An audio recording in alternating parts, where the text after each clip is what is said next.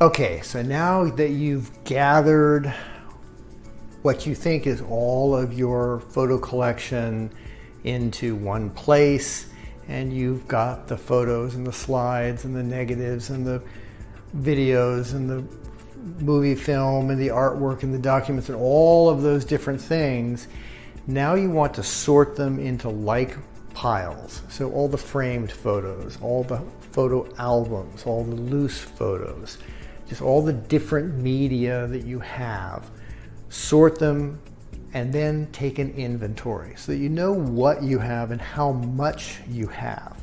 Most people are overwhelmed by the volume, and by breaking it down and putting like with like, it's helpful to find out, okay, I have 6 albums. I've got 3 boxes of loose photos.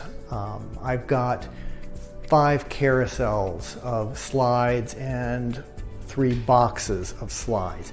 Whatever it is, just inventory it, and so that you know what you have, and that way you can make a plan on how to proceed and what needs to happen first. Remember, the videos and the movie film need to be digitized before the printed photos.